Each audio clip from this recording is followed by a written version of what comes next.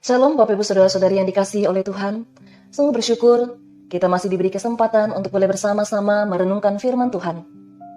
Pada hari ini bagian firman Tuhan terambil dari Mazmur nomor 119 ayat 121 hingga 128.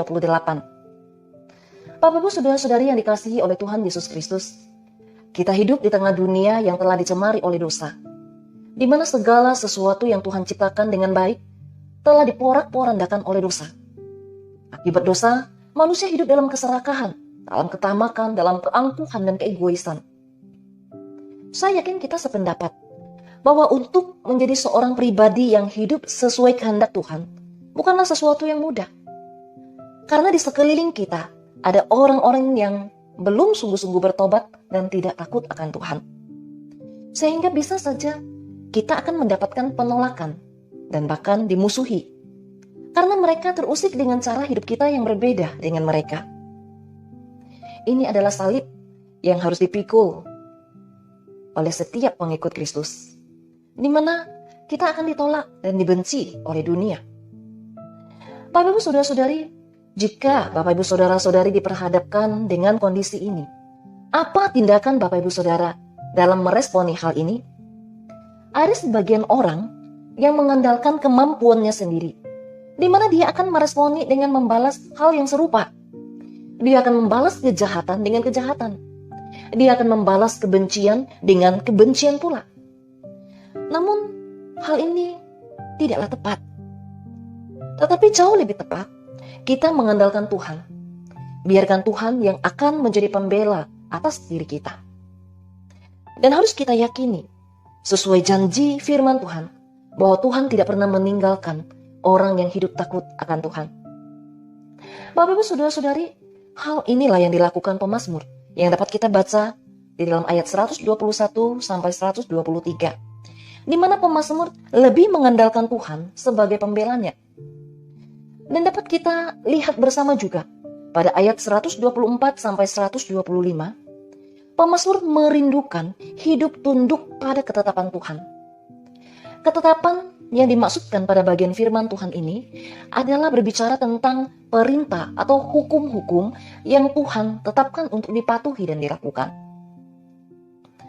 Pemazmur menyadari betul bahwa di sekelilingnya ada orang-orang yang tidak tunduk pada hukum-hukum yang Tuhan tetapkan. Mereka tidak taat pada perintah Tuhan. Perintah dan hukum yang Tuhan tetapkan mereka ubah berdasarkan kepentingan mereka sendiri. Firman Tuhan dipergunakan untuk menutupi tipu dusta yang mereka lakukan. Mereka berkedok di balik jubah kesalehan mereka. Bapak Ibu Saudara-saudari, dalam Alkitab tercatat bahwa orang-orang yang tidak takut akan Tuhan, mereka yang mempermainkan perintah Tuhan, pada akhirnya mereka akan binasa oleh murka Tuhan. Oleh karena itu, di dalam ayat 127 sampai 128, di sana pemazmur memberikan satu perbedaan antara dirinya dengan orang-orang yang tidak takut akan Tuhan.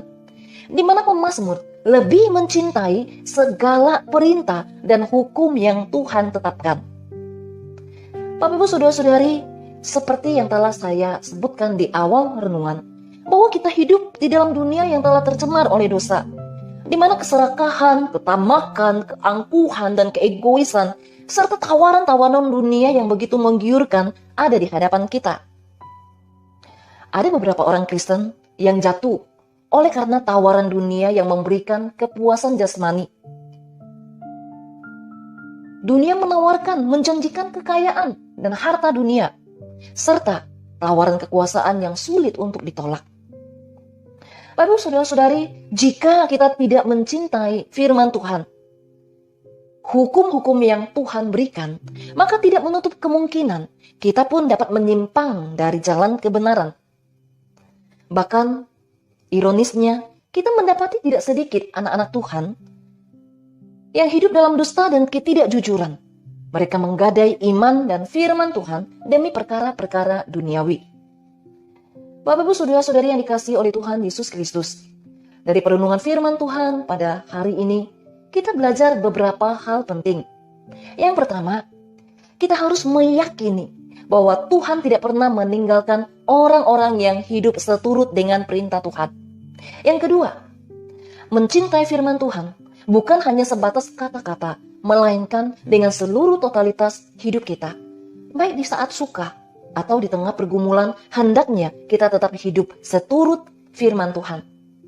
Dan yang terakhir, kita harus menunjukkan bahwa kita berbeda dari orang-orang yang tidak takut akan Tuhan. Kiranya setiap firman Tuhan yang kita dengarkan pada hari ini akan menguatkan kita untuk menjadi pribadi-pribadi yang hidup seturut dengan perintah Tuhan. Amin.